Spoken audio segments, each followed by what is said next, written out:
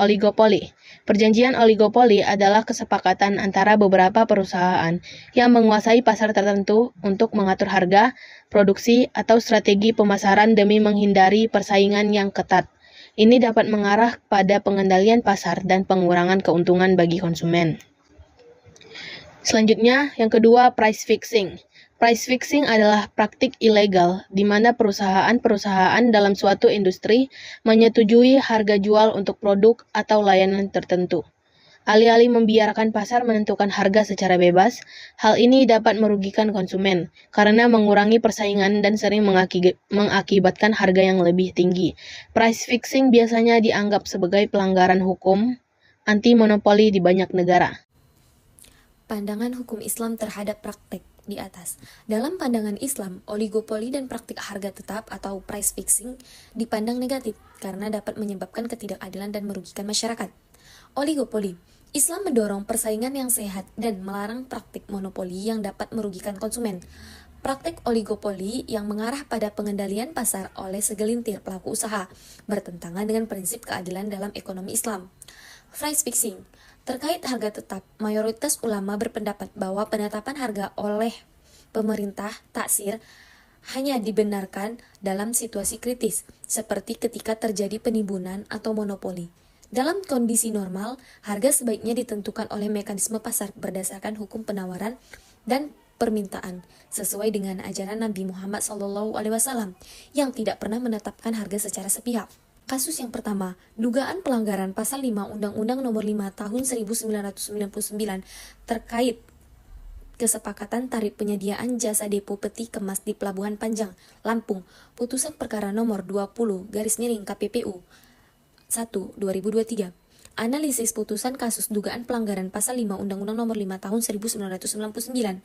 Latar belakang kasus. Kasus ini berkaitan dengan dugaan pelanggaran terhadap pasal 5 Undang-Undang Nomor 5 Tahun 1999 tentang larangan praktek monopoli dan persaingan usaha tidak sehat. 4 perusahaan menyedia jasa depo peti kemas di Pelabuhan Panjang, Lampung dituduh melakukan kesepakatan tarif yang dapat merugikan konsumen dan mengurangi persaingan di pasar.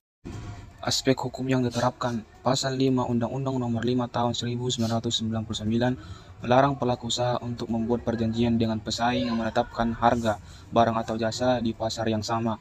2. Pertimbangan denda. Denda atau sanksi administratif harus sesuai dengan dampak pelanggaran, durasi pelanggaran, serta kemampuan pelaku usaha untuk membayar.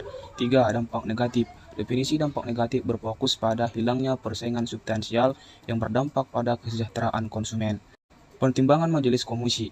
Majelis Komisi mempertimbangkan beberapa aspek sebelum memutuskan, di antaranya kondisi keuangan, beban operasional, saksi dan bukti. Keputusan Komisi Majelis. 1. Terlapor 1, 2, dan 3 terbukti melanggar. Majelis memutuskan bahwa ketiga perusahaan terbukti melanggar pasal 5, sedangkan terlapor 4 tidak terbukti melakukan pelanggaran. 2. Larangan untuk melakukan kesepakatan tarif. Terlapor 1 dan 2 diperintahkan untuk tidak melakukan perjanjian penetapan harga. Implikasi putusan. Dampak pada persaingan. Putusan ini diharapkan dapat mengembalikan persaingan yang sehat di pasar depo peti kemas di Lampung, memberikan konsumen lebih banyak pilihan dan harga yang kompetitif. Kesadaran pelaku usaha. Ini juga berfungsi sebagai peringatan bagi pelaku usaha mengenai pentingnya mematuhi regulasi persaingan usaha. Kestabilan ekonomi.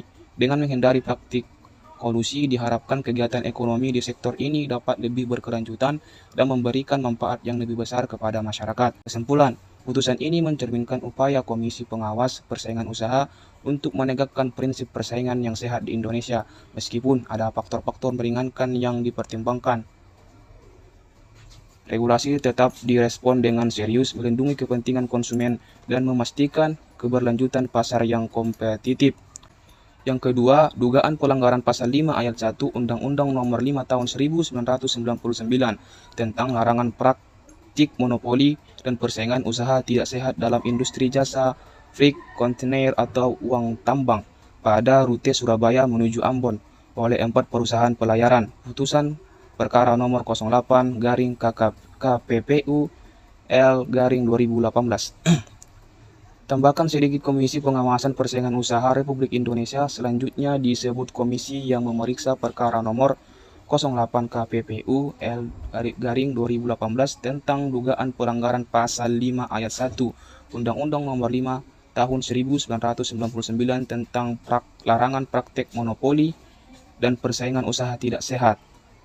1. Terlapor 1 PT Tanto Intim Line berkedudukan di Jalan Indrapura nomor 29-33 Surabaya 6176.